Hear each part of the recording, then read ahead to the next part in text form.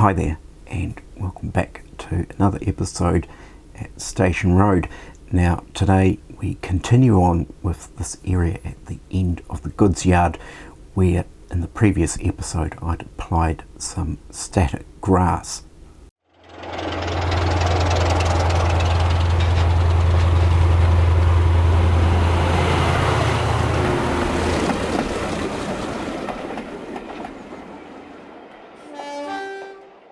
So in today's episode we're going to add some further scenic material to really rough up this area and make it look rather abandoned and wild and disused. So with the addition of bramble and gorse, those types of things to add into this area. So in the first part of this video I take a look at creating some individual small bramble type bushes that I can create relatively easily, and then in the second part of course it is adding these to the particular area along with some other materials and also pre-made items as well. So I think without further ado, let's just get into what I got up to.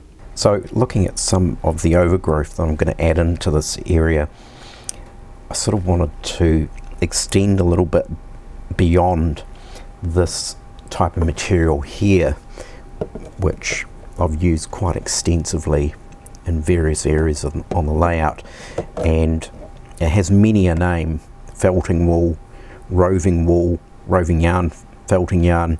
It comes in all sorts of colours and varieties, and I picked this up at the local haberdashery craft type stores, and this material is absolutely fantastic for teasing apart and creating this sort of base foundation for quite sort of overgrown areas, the type of thing that would be blackberry and all of that type of stuff that you would see around unkept areas. So normally what I do is actually just tease off clumps of this and glue this straight down, and that creates sort of quite a large rambling area of overgrowth.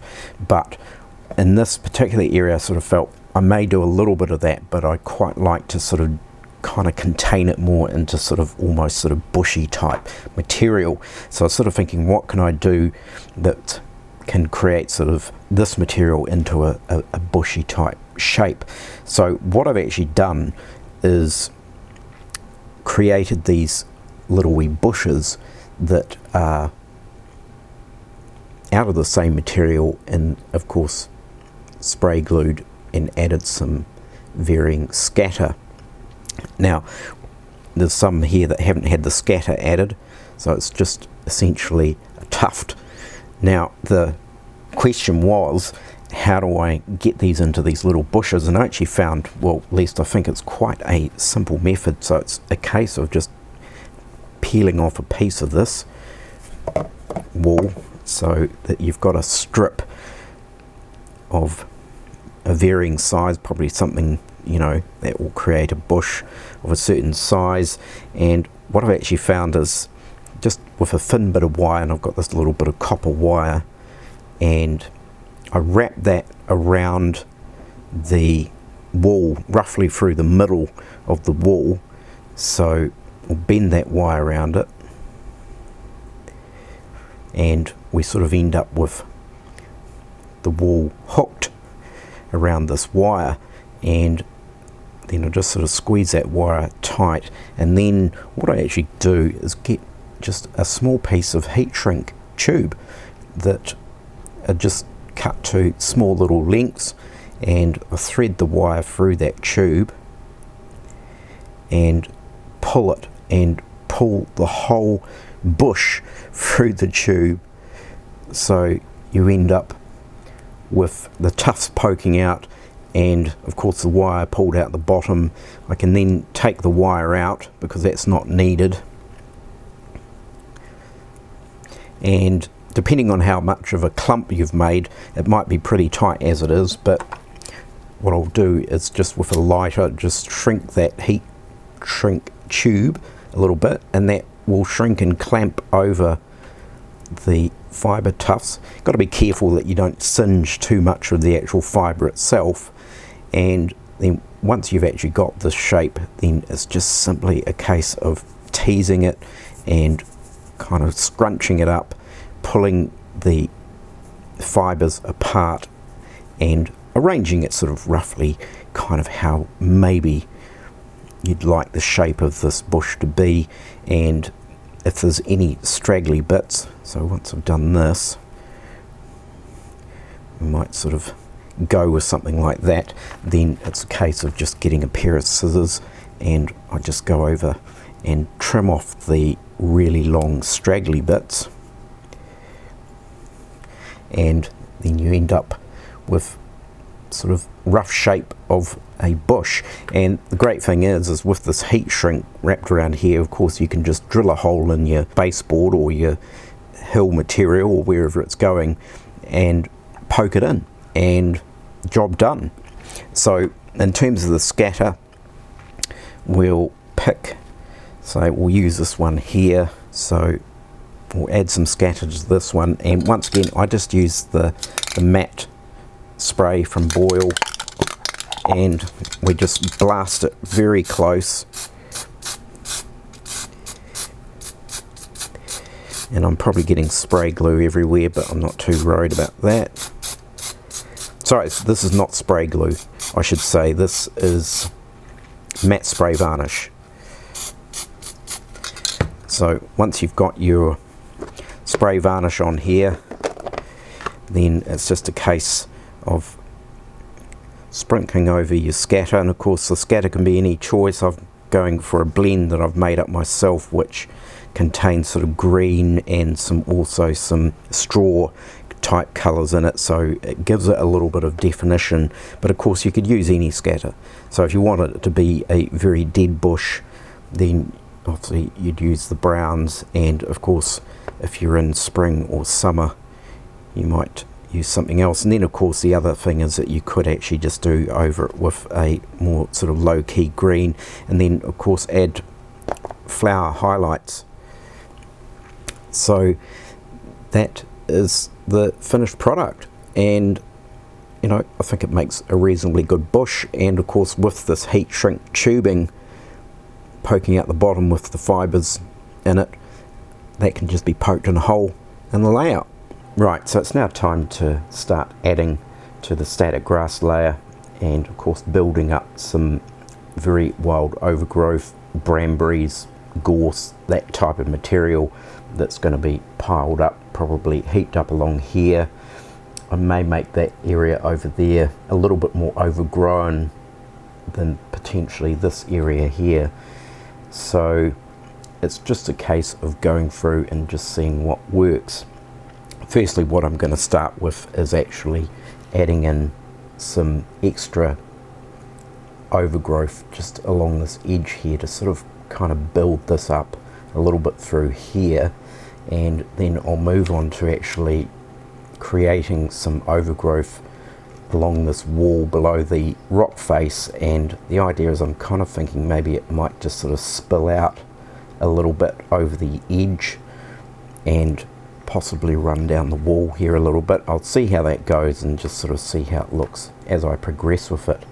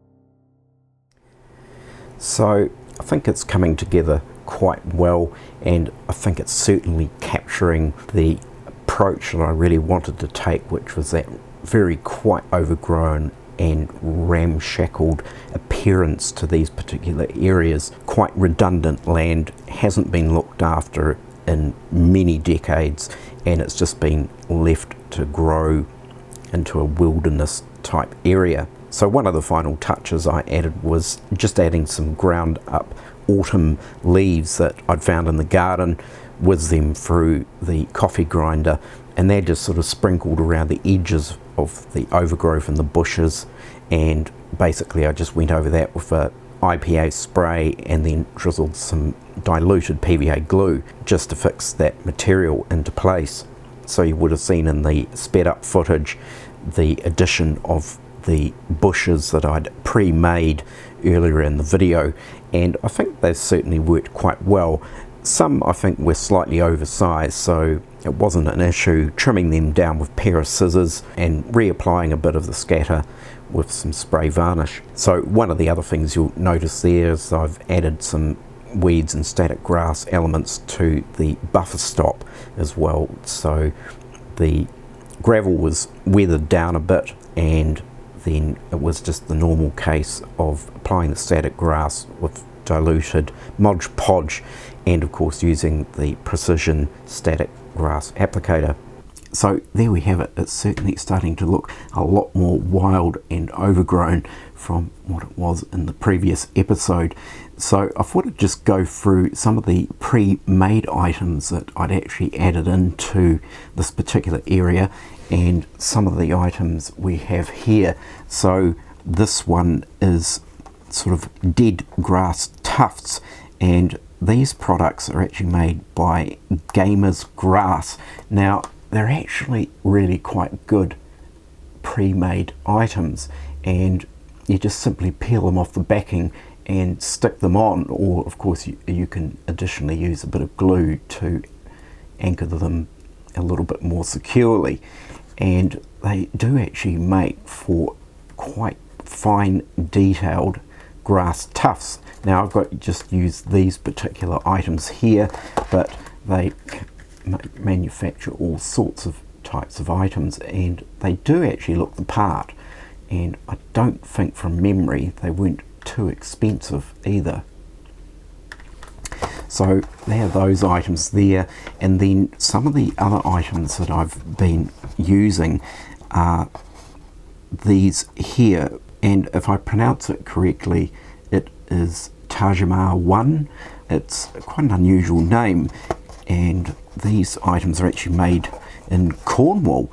Now I can't remember which channel it was I was watching where these items were recommended. It was either Everard Junction or Dean Park, and they were using these items and they just look really good. So I of course went out and bought a whole bunch of them, and they are actually fantastic items, and the sort of intricate detail in these sort of wild kind of little wee tussocky bushes and things like that certainly look the part. And once again, you peel them off the backing, they are actually self-adhesive, and you can simply just stick them down. So I did use some of these, and we have all sorts of different varieties here. So these are a dead version, and they just look really good. So I think they certainly make a huge difference to the area, and what I'll do is I'll actually leave a link in the description below that will take you to their website, and as you can see, you know, they just look really great. Lots of different sizes, and I think from memory when I actually originally bought these was actually quite some time ago, they sent me a free pack as well as part of the order, so they look really good. So, and I don't recall them being overly expensive. They were very reasonably priced.